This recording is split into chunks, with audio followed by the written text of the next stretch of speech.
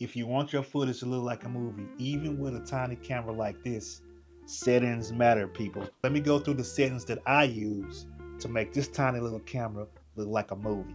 Today I'm going to break down my color profile, resolution and aspect ratio, the frame rate, ISO and exposure, shutter speed, white balance, stabilization, and a couple of other little tweaks to give it that digital look.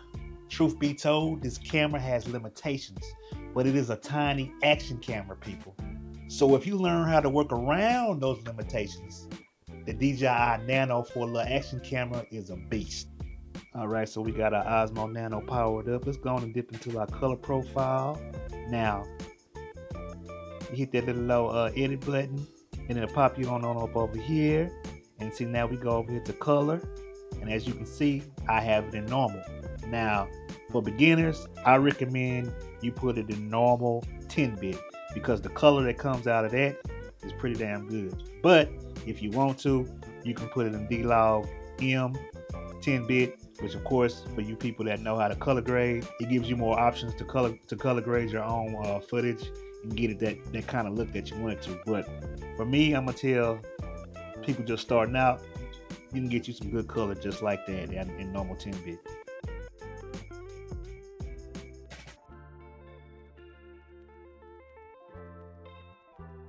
Now let's pop up out of that thing real quick like, and let's go to our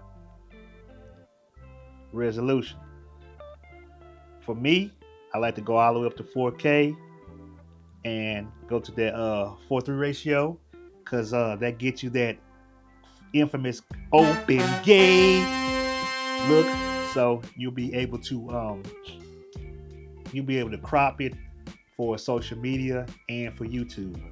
And I'm gonna hit it at that 24 frames per second because we in the US. You don't need to go no higher than that. Now you can bump it up all the way up to 50 frames for that slow mo. But like again, this is a little bitty tiny action camera, so the slow mo is not all that, but it's good for what it is. And then we're gonna hit this RockSteady. Basically, this is for your stabilization, and then for that movie look, we're not even gonna say cinematic anymore, people. We're gonna say that movie look. You're gonna put it in that standard D warp. Now, let's talk about our white balance. Now, you can put your white balance on auto white balance, and it does pretty good. But so, say for instance, I'm shooting inside right now, so you put it on auto white balance, it's gonna be pretty good. But soon, if I was walking with it and I dipped outside and I was shooting a constant video, then the white balance will jump up and down. So again, if you're beginning, put it on auto white balance. As you can see, it's moving up and down. Then in manual, you can control your white balance. This is going to give you that cool look.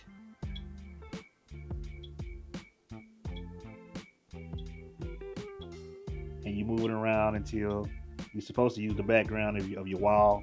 But hey, you do you.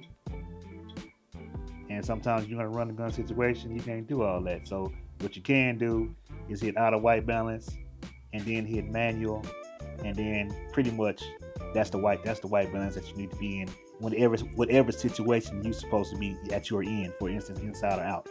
So that's a good way to do a little cheat code. That's the same way you do it on the drones. Like once again, you get that auto white balance, and then you hit manual, and you save it like that, and you should be good to go. On our exposure, we want our exposure at -.7 EV, and then over here, once again, you can put this on auto, or you can put it on manual, and it depends on where you at. When you're in the inside, right now, as you can see, you can bump that bad boy up to 800. You should be good for the inside. And when you're outside, you can bump that boy, if you want to do manual, to 100. But of course, we inside right now, so that don't even matter. Or you can give it a 100 to 3200. Give it a little ratio that it can go in between. But for now, Like I said, this is for beginners. Make it easy on yourself and hit that auto. And that's gonna be for your ISO people. Bam. And for your exposure. But taking inside out this glamour stuff, I would leave that alone. We don't need to do that. Endurance mode, ain't really had to mess with that.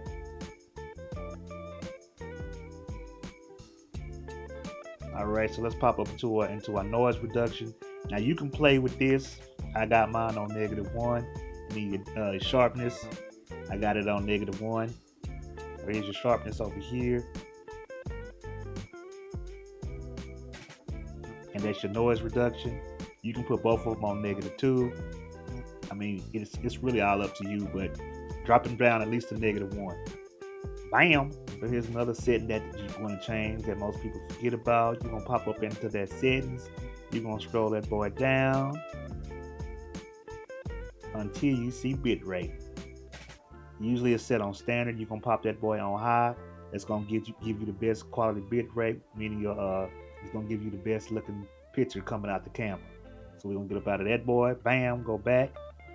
The reason why this camera works for vlogging and for getting movie-like shots is because it's so discreet that most of the time you don't feel the pressures of shooting outside, because most people don't know what you're doing. And if they do see that camera, they don't know what it is, or they think it's a toy.